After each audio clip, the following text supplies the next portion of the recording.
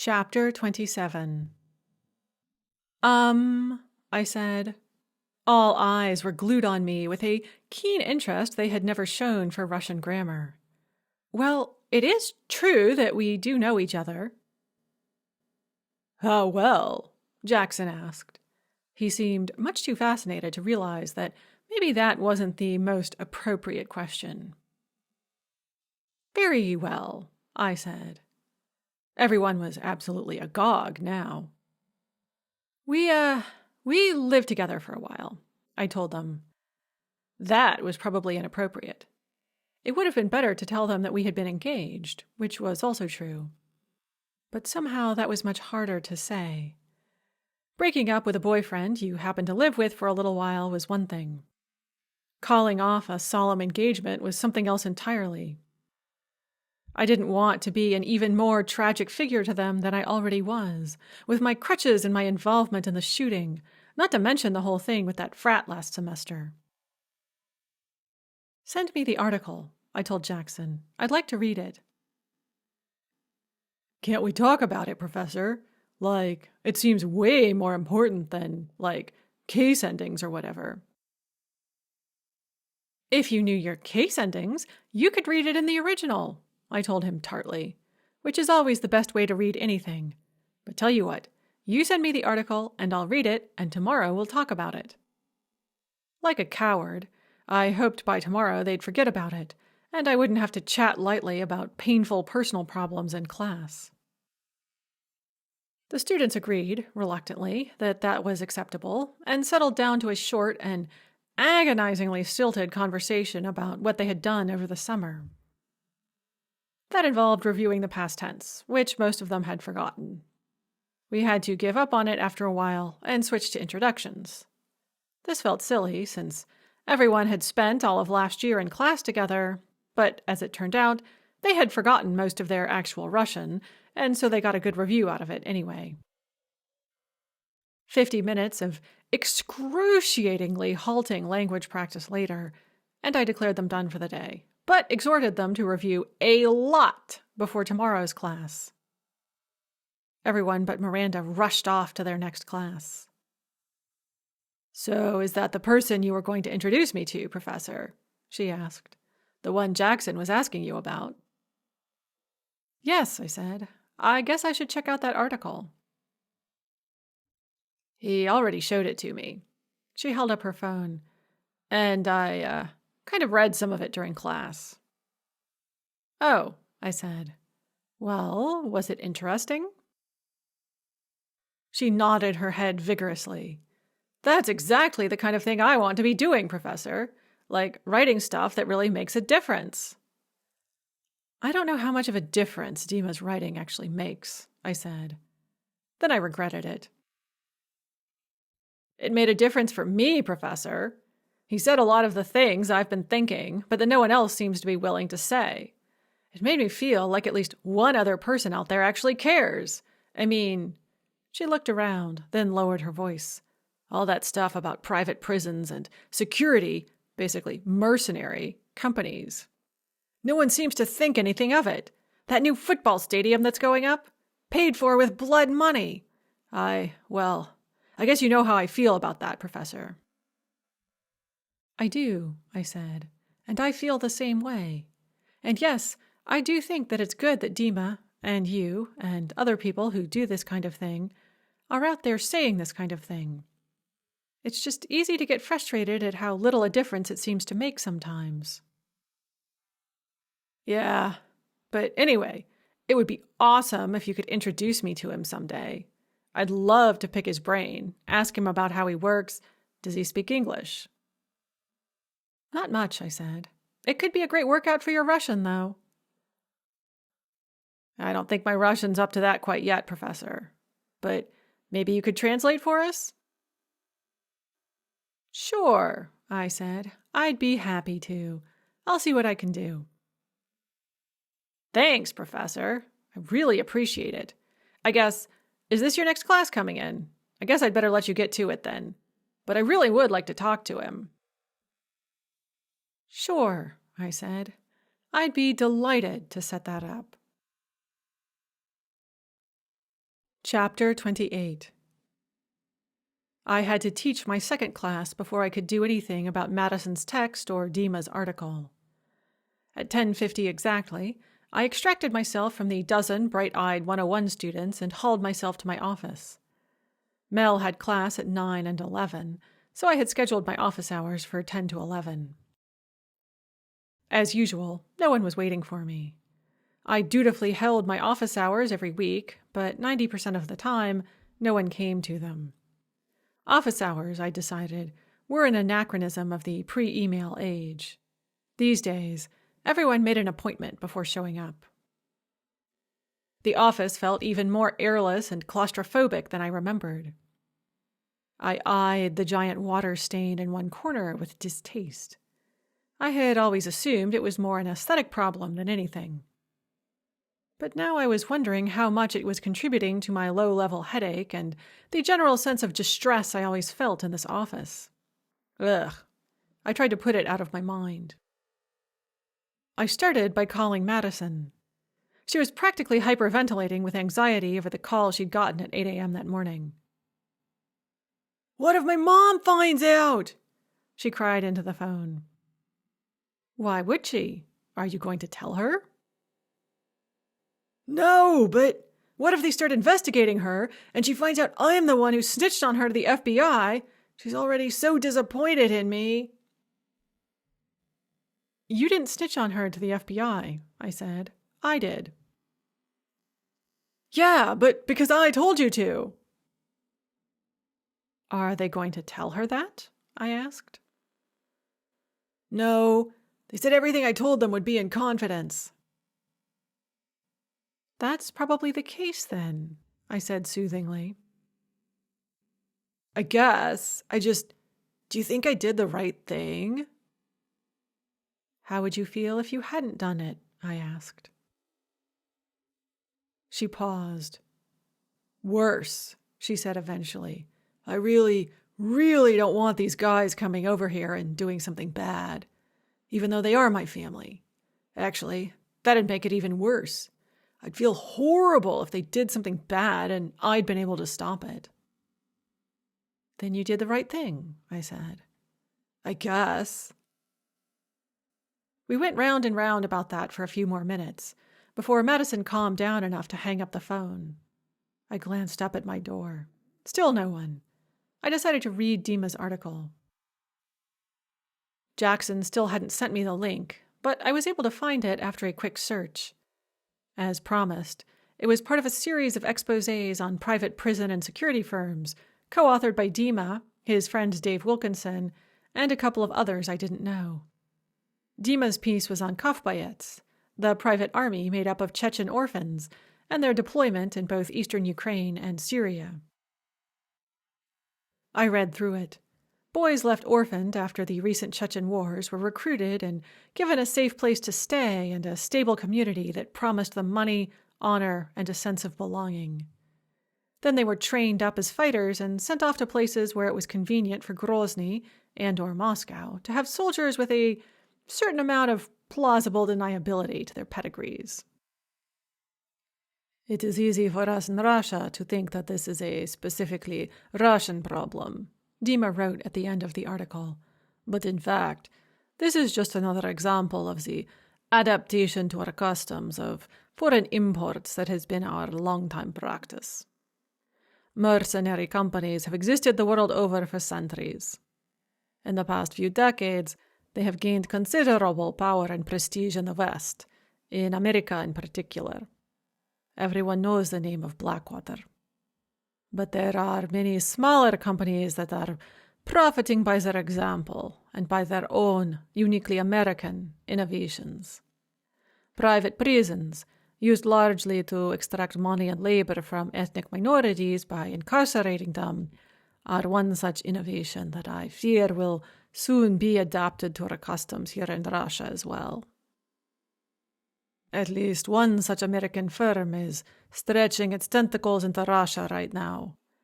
In a twist that might surprise even the most inventive novelist, this firm has gained control not just of various prisons, but, I am informed by both official sources and my personal connections, of at least one American college. The college is conveniently located in a southern state with a long and shameful history of imprisonment, read forced labor, also known as slavery, of its African-American populace. Not, I argue, a coincidence.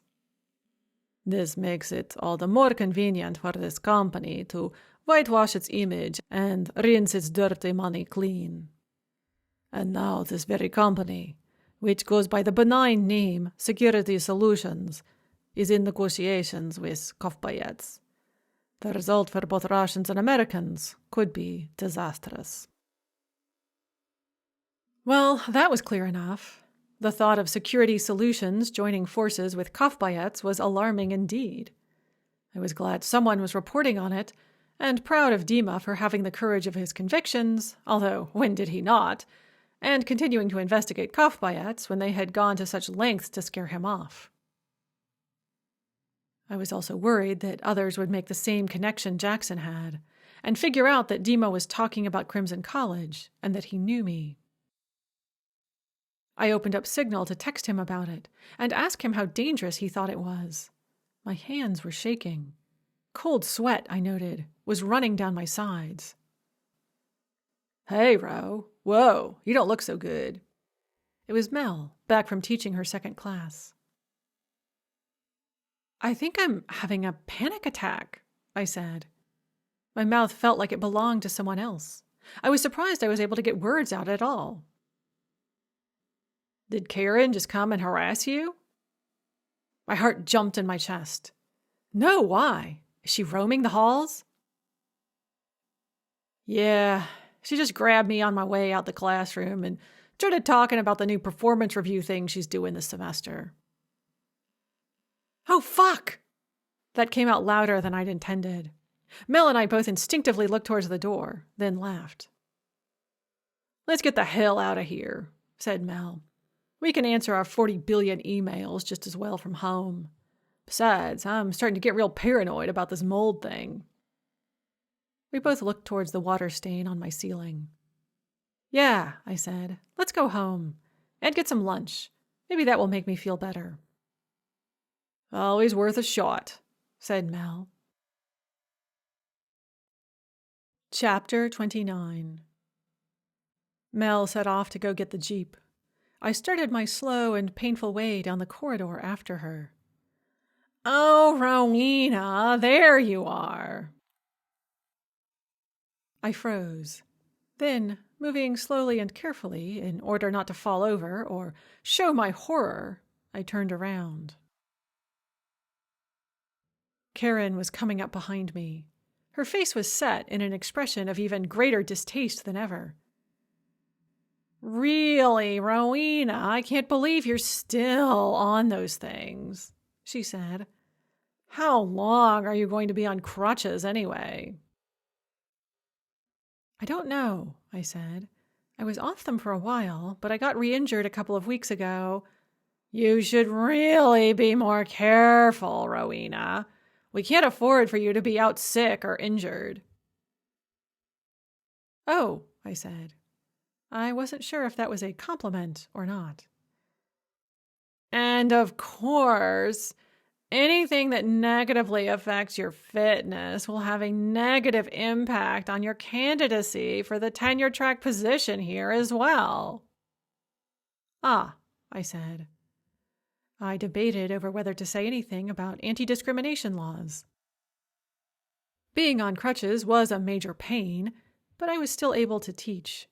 Denying me a job because of it was probably a lawsuit waiting to happen. But then, our department did seem to want to get sued over something. At least, that was one potential interpretation of their treatment of me, Mel, and Chloe. A more likely interpretation, and one I had already offered, was that bullying and exploitation were endemic in education. In our case, they were being expressed in ways that felt tinged with racism, sexual harassment, homophobia, and, apparently, ableism, but really it was just good old-fashioned bullying. This was not comforting. Speaking of such things, we need to set up your first observation for your performance review. As I've said many times before, we must bring your teaching up to the standards expected of a Crimson faculty member. Uh-huh, I said. Then, impelled by some irrepressible spirit of mischief, I added, I looked at my student evaluations for the past year. According to their metrics, I'm in the top 10% of the department. Student evaluations were currently being done online, and we were given a handy-dandy chart showing our placement within the department. I was pretty sure, had come out on top. Karen inhaled sharply and promptly fell into a coughing fit that took more than a minute to quell.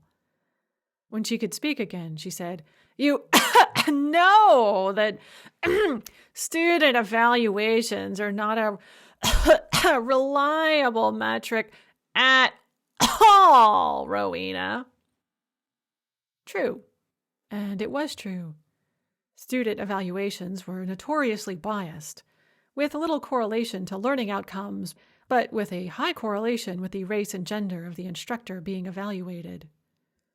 One might be tempted to argue that this made my high scores even more indicative of excellence in teaching, since female professors often scored lower than their male peers.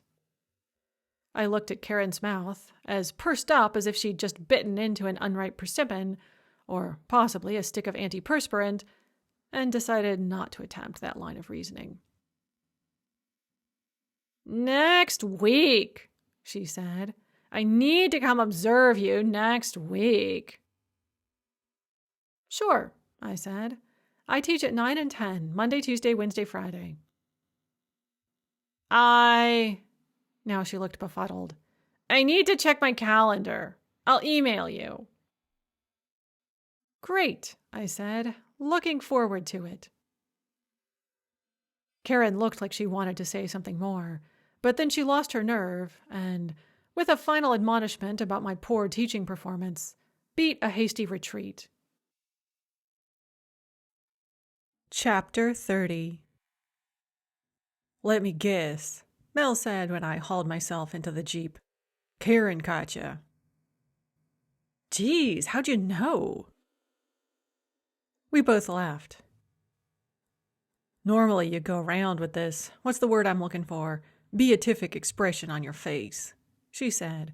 But right now you look like you want to chew nails so as you can spit 'em out as bullets. That is about how I feel, I agreed. I outlined my conversation with Karen, dwelling at length on her warnings about the potential negative effect my injury would have on my candidacy for the tenure-track job, should it appear. Yeah, well, you know how these motherfuckers roll, said Mel. They want to work you to death, and then they get really pissed if you get cancer or something and interfere with their plans. And what pisses me off the most is that I got this injury here, I said. At Crimson, doing my job. It's a workplace injury. At least the first time it was. And you could argue that the second time it was too. It certainly happened while I was here at Crimson. Saving, I should mention, Crimson's ass from what could have turned into a really nasty incident. And now Karen is hinting that it could be grounds for termination. They talk about how we're all one big caring family. And I guess some of the people here do care about us as people. It's just that most of them care about us more as commodities. Yeah, said Mel. And instead of trying to help us out, they try to tell us we have to help ourselves by getting their fucking corporate enlightenment and Zen you can buy at the dollar store. They keep trying to get us to have a good attitude and think positive, and look what the result is. Yeah, I said. Although maybe they're right to push us towards meditation.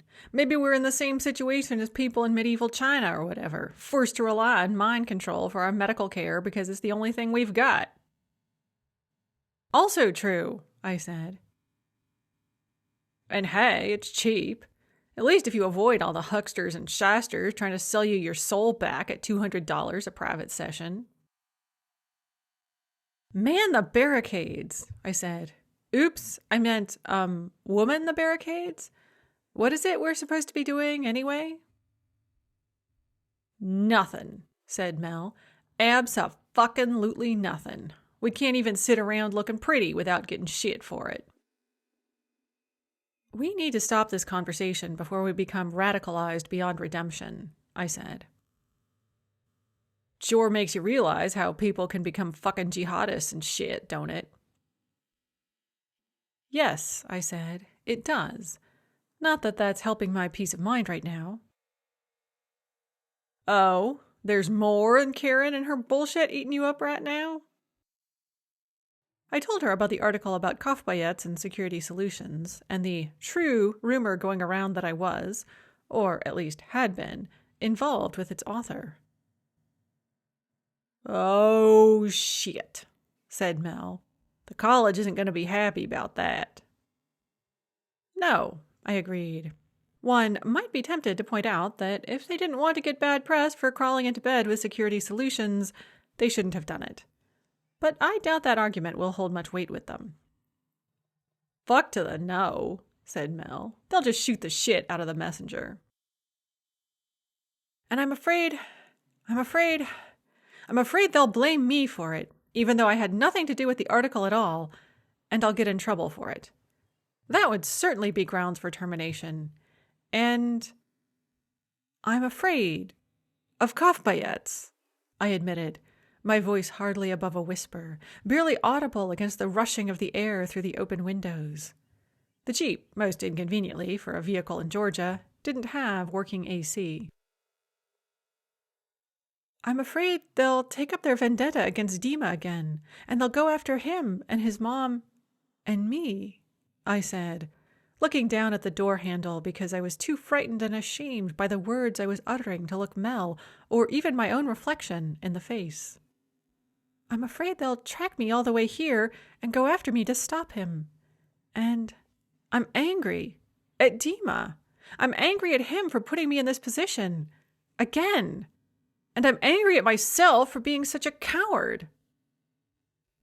Mel was silent for a moment as she pulled through an intersection. Was that a bone of contention between you? She asked once we were through. You didn't want him putting you at risk. No, I said. I was always so proud of him. And, let's be honest, so proud of myself for standing by him. I felt like we were both doing something important, something worth fighting for, worth dying for, if it came down to it. When they, the guys from Kafbayets, were holding that gun to my head, all I felt was rage. I swore to myself that this was a blood feud now, and I would show them they hadn't stopped me. I would make them pay. But I don't know. I'm so tired. I'm tired of fighting noble rearguard actions that can't be won. I don't want any more blood feuds or brave fights or anything like that. I just, for once, want things to be pleasant and easy. Or at least, I want a husband who loves me and a couple of kids who are, just normal, nice kids, and a house that's a normal, nice house, and a job that isn't always full of gut-wrenching misery and pays enough that I don't have to calculate every single purchase to the penny every time I go to the grocery store. Is that too much to ask? It shouldn't be, said Mel, but somehow it is. I know. And it makes me sick sometimes when I think about it. And the worst part is that Dima and Alex and my brother John, they all sold their souls for money in one way or another. They all signed up for things that involve doing really, really bad stuff that now they'll have to live with for the rest of their lives because they needed the money. And still, none of them can really support a family. Not on just their paycheck. I mean, Dima's all about truth and justice now, but when he was younger, he was in Amon, if you know what that is. Russian riot police, right? Said Mel. Right.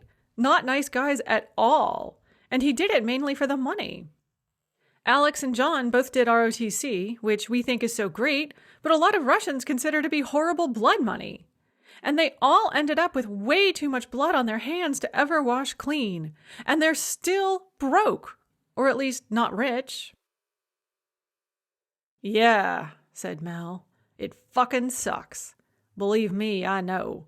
Every day, I ask myself what it was all for, and if this fucking guilt will ever go away, and why the fuck I'm not at least bathing in one of those fucking golden bathtubs they supposedly found in Saddam's palaces when they liberated them. I mean, if I had to go in and wreck the shit out of Iraq, I should at least get something out of it other than a TBI and PTSD, right? I don't think you single-handedly wrecked the shit out of Iraq, I said. I think it was a group effort. Yeah, and I don't think you're a coward, said Mel. I think you're just asking some fucking important questions, like what the fuck we're all doing here, and what kind of consequences our actions have, and whether it's worth it. And if you ask me, Dima should have asked you before writing that article. It's not just his life on the line there. Yeah, I said. But he always has to do what he thinks is right, regardless of what it does to the rest of us. You know how it is with men, said Mel. They want 110% from you, while only giving back 10% in return. And as the words are coming out of my mouth, that sounds like extremism even to me. Like I said, getting radicalized is so easy, I said, as is getting co-opted by the totalitarian state. And a lot of the time, that seems like the only two options.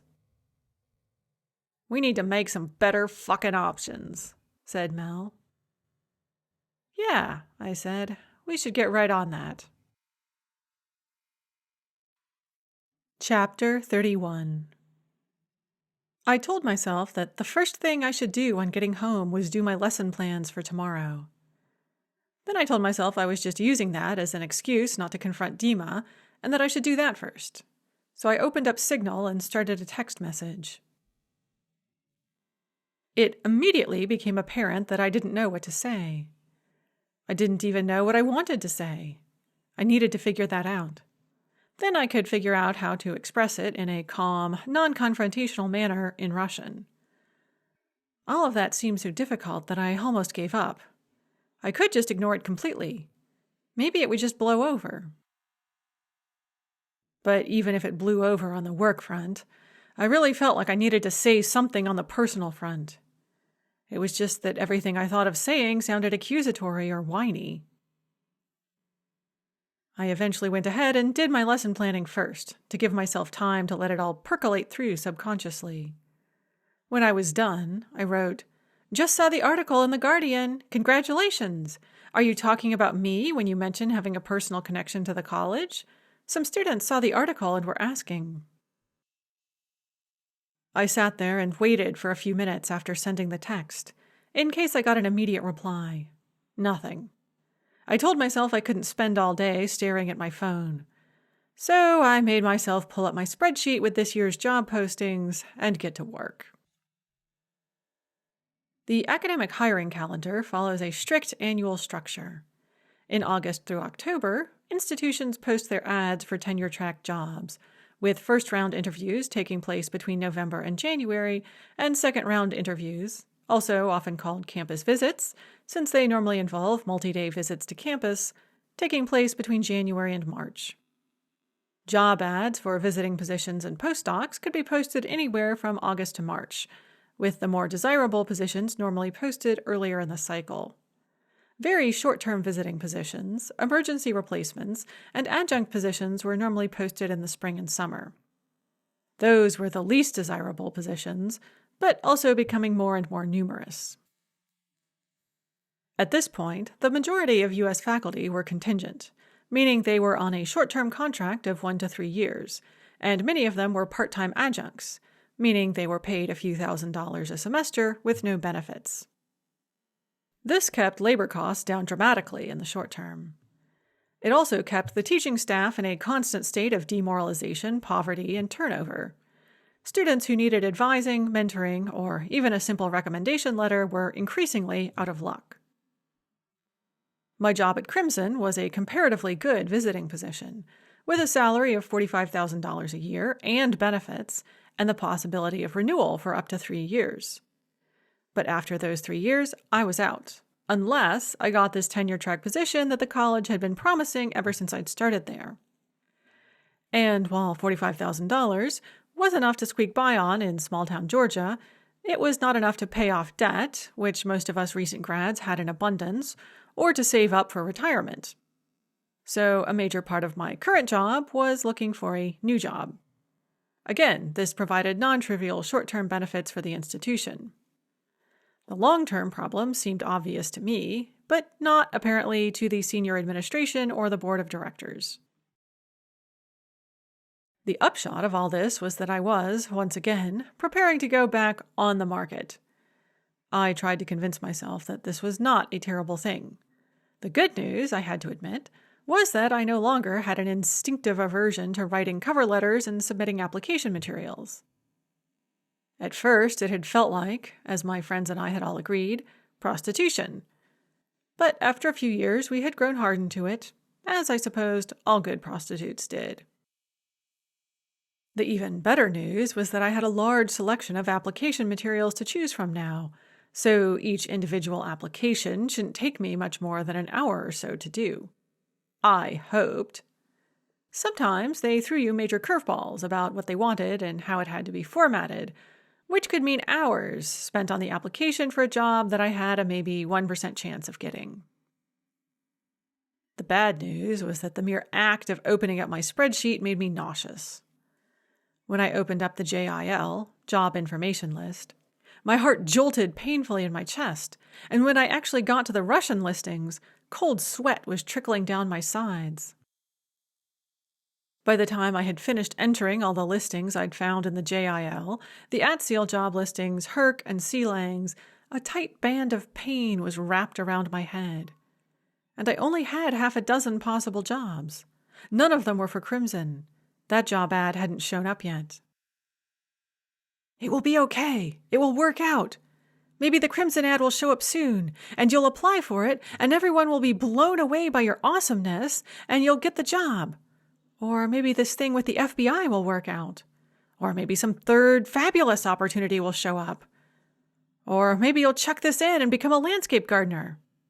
In any case, you'll have some kind of a job. I found myself idly researching salaries for landscape gardeners.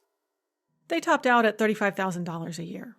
Okay, maybe that wasn't such a great idea. I looked up administrative assistant. That was a little better, but not much. And I would probably be a terrible administrative assistant anyway. I couldn't tolerate being in an office for more than a couple of hours at a stretch. I looked up daycare assistant. I was a nurturing person who was good with younger people. Maybe this could be my new future. Jesus Christ! $22,000 a year for the top earners. Maybe not. Maybe I needed to stick with the thing that I'd spent years and years getting the highest possible level of qualification for. My phone pinged. Dima! My heart jolted in my chest again. I hinted at you a bit in the article, but of course that's not where I'm getting most of my information. Don't worry. Smiley face, smiley face. I have other sources. Smiley face, smiley face, smiley face.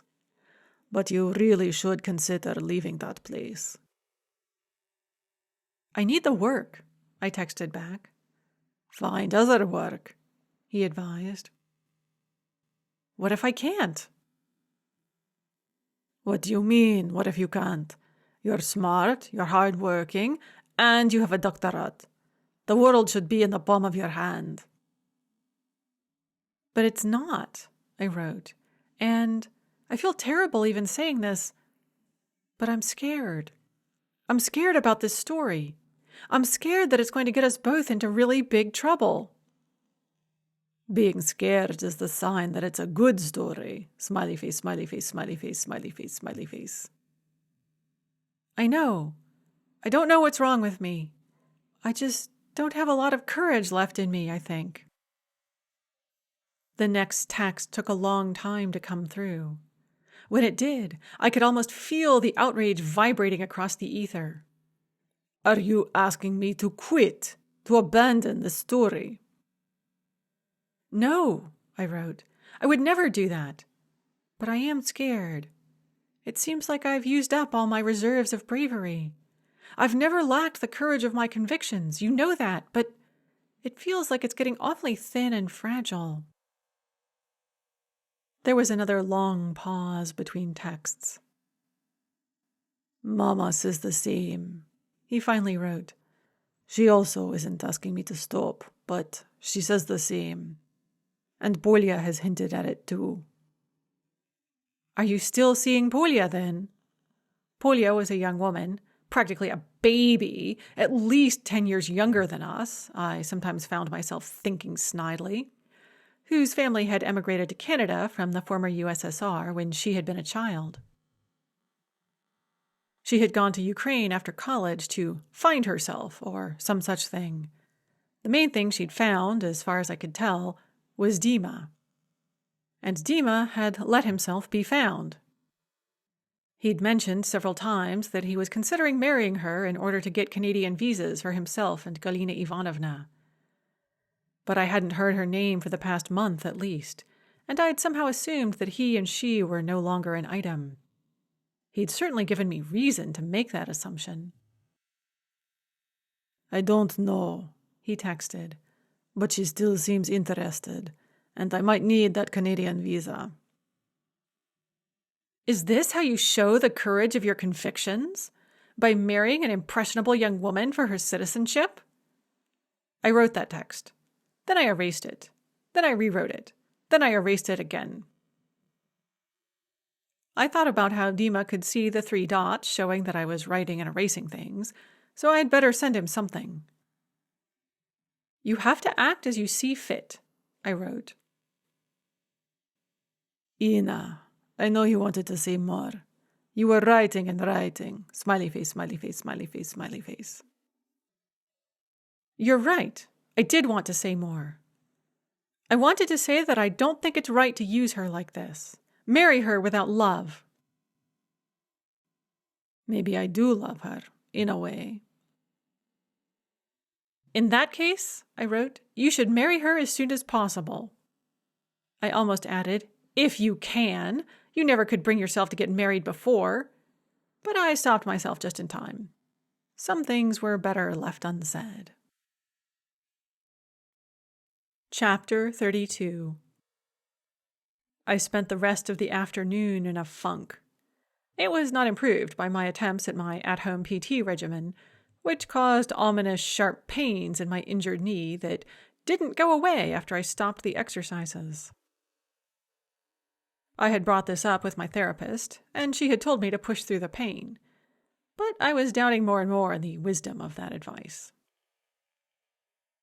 I was still in a funk when I headed off to campus the next morning. The students made me feel slightly better, and the fact that I escaped without running into Karen made me feel much better. She still hadn't emailed me about setting up an observation. I suspected she was feeling overwhelmed by the enormity of the task she had set herself and was shirking her own self-imposed busy work. Chloe, who was not shirking her own work, self-imposed or otherwise, came up to me after my second class and suggested that she, Mel, and I get together on Thursday to hammer out a research plan for the rest of the semester. Best to get a jump on it now, she said. Otherwise, we'll keep putting it off, and before we know it, it'll be December and we'll have lost another semester. True, I agreed. I was a lot less enthused about research than Chloe. Of course, Chloe had a tenure-track job, so research was more important for her to avoid termination.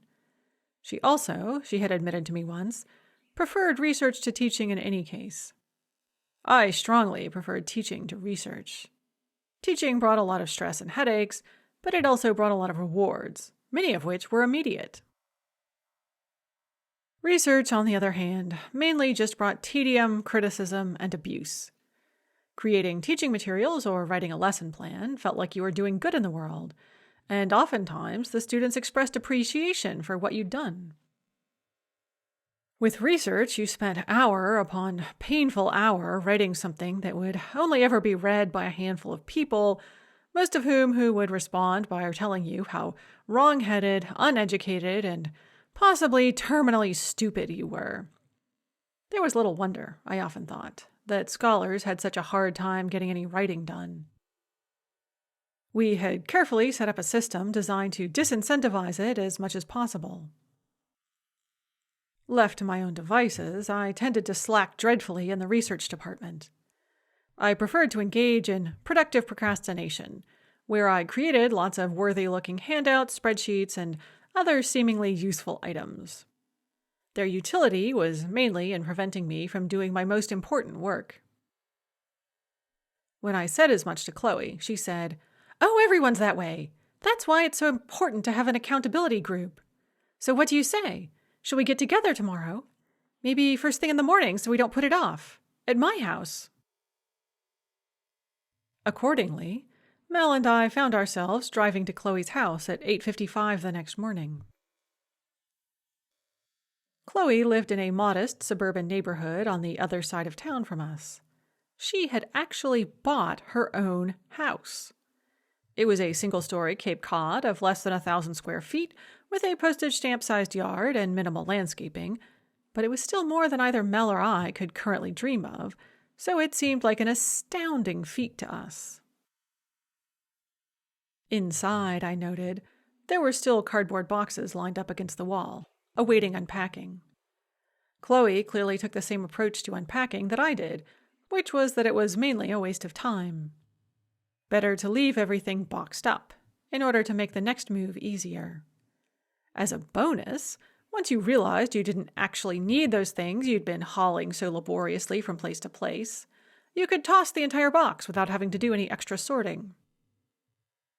Chloe had tea and coffee sitting out waiting for us, along with a plate of cookies. "I thought we might need the energy," she said, "and if it's already prepared, we won't have an excuse to stop working." "Good thinking," said Mel. "And I don't know. I'm having such a hard time focusing today. I need all the help I can get." "The first week of the semester can be tough," said Mel. "Good on you for holding a research meeting even so." "Yeah, it's not just that. It's so stupid. I'm embarrassed even to bring it up, but it's just eating at me. Do either of you ever follow your exes on social media?" Mel and I both instinctively sucked in our breath. "Sort of," I said. "Fuck yeah," said Mel, much as I hate to admit it. "I know, me too, and I guess it's all my fault, but there was this guy I was absolutely head over heels for in grad school for a while, and he seemed pretty interested in me too, and I guess we kind of went out for a little while, but then he called it off. Said we were going through a complicated phase in our lives and he wanted to be just friends." "Uh-huh," said Mel. "So we've kind of kept in touch ever since then, mainly on social media. And lately, I hate myself for even talking about it. He's been posting lots of pictures of him with some girl." "Uh-huh," Mel and I said together. "And I always knew it would hurt like heck when he started seeing someone publicly and I had to witness their relationship. I kept imagining her as being incredibly glamorous and successful, and how much that would hurt. But the reality is very different." "Mm-hmm," Mel and I said together. "Because she's not glamorous or successful. It's so awful.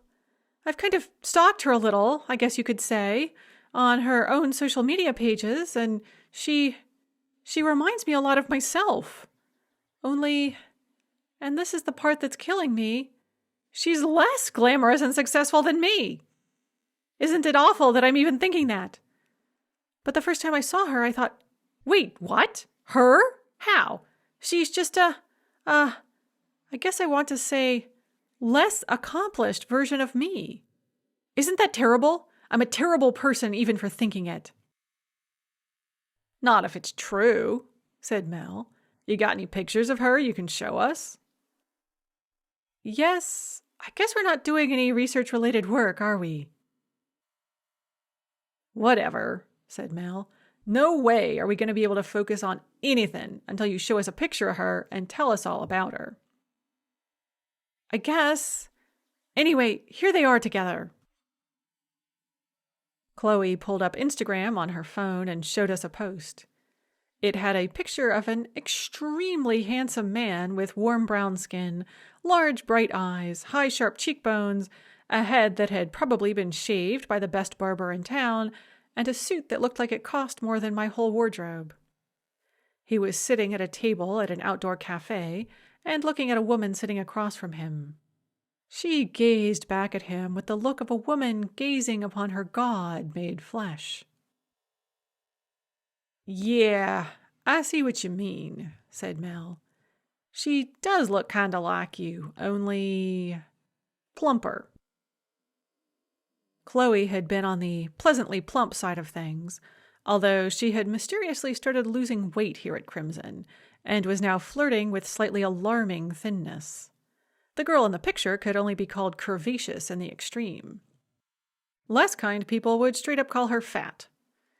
She had skin that was the same light brown as Chloe's, but less clear and luminous, straightened hair that was slightly less competently cut and styled than Chloe's, and eyes that held all of Chloe's low self-esteem and very little of her intelligence. Her full lips were slightly parted in what appeared to be breathless adoration. "It's the caption that really gets to me," Chloe said. Mel and I leaned in close to read the caption. It said, "3 months today with this amazing woman. The bravest, smartest, most knowledgeable person I know. Congratulations on starting your MED program, babe. I couldn't be more proud of you." Mel made faint retching noises. "I know, right?" said Chloe. "And I mean, I know it makes me a horrible snob and probably an all-around horrible person to even think it, but I mean, he keeps going on and on about how smart and educated she is, and, well, she's about to start a master's in education," Mel finished for her. "It's terrible that I'm even thinking that, right?" said Chloe. But, I agreed. "He was working on his master's when we were whatever we were," Chloe said. "He kept saying it didn't bother him that I was getting a PhD and he was only getting an MBA, but I guess it did. So now he's found someone who's behind him academically." "Uh-huh," I said. "And she's shorter than me." Mel emitted an involuntary snort. "Sorry," she said when we both looked at her. "It's just that I kind of did the same thing as you, and it looks like my ex has hooked up with someone who's almost a spitting image of me in every way, right down to being ex-military. But she's 6 inches shorter and is finishing up her associate's degree at a community college. I thought only men pulled that kind of shit, but I guess lesbians can too." "Yeah," I said. "Alex chose someone who's enough like me to be my sister, except she's 6 inches and 2 degrees shorter. On the plus side, she's got a drug habit and another man, though. And Dima," I swallowed and then forced myself to continue.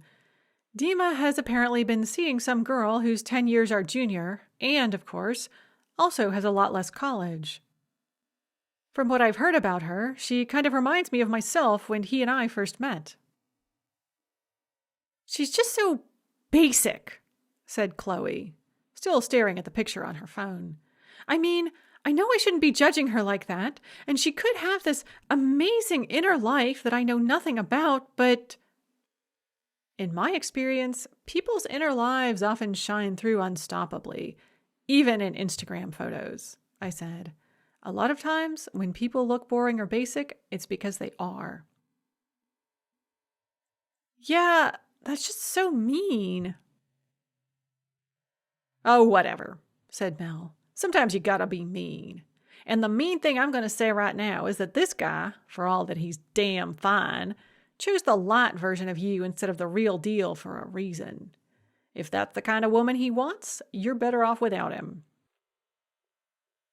"I guess. I was totally head over heels for him, like I said. I thought he was my soulmate, and I don't know if I can face spending years and years being single and seeing this, hearing what you two just said. It makes me feel like it's my fault. You know what I mean? Like, it just shows that most men don't want women like me. Sometimes I think women want men they can admire, but men want women they can despise, I said. Fuck yeah, said Mel. Although I don't know where that leaves me. But if you want my take, you straight women need to spend less time blaming yourselves for being single and more time blaming misogyny, male entitlement, and late-stage capitalism. For us lesbians, you can take out the male entitlement, but other than that, it's basically the same. Either way, you gotta stop sitting around feeling sorry for yourself and get back out there. Chloe groaned. But I'm such a... I don't know what when it comes to that kind of thing. I thought I knew lots about human nature because of all the reading I'd done, but a lot of that reading had prepared me for how to deal with some rich but arrogant man from the north of England declaring his undying passion for me. There was nothing about what to do about men who can't be bothered with you because they'd rather watch hentai porn. Ugh! I hate that I know what that is now. I feel dirty just thinking about it. I did try online dating for a while, and talking to men on dating apps and social media is either like a hostile job interview, or they demand an in-depth qualitative and quantitative analysis of your pubic hair. And lots of talk about hentai and trans porn, like I said. She shuddered. Either way, all they care about is what you can do for them. I just don't think I can face that right now. I feel like I get that too much at work already. Yeah, I said. I just heard a theory that adjunctification is like hookup culture. Everyone is there to be used. Everyone is disposable. It rang too depressingly true. But I need a job, and I really want a family, so I guess I have to put up with it. I just feel like either way, my best impulses are being used. I know what you mean, said Mel. Sometimes. You're going to laugh, but it's true. I doubt my own sexuality. I mean, I like women, don't get me wrong. But how much of my rejection of men is because I sensed from an early age that everyone around me was constantly trying to use my sexuality and reproductive abilities and shit to control me and use me. The only thing worse than not being married and having kids would be being married and having kids and knowing that the people you loved most in the world were using that love to use you. This is probably the most depressing conversation I've ever had, Chloe said.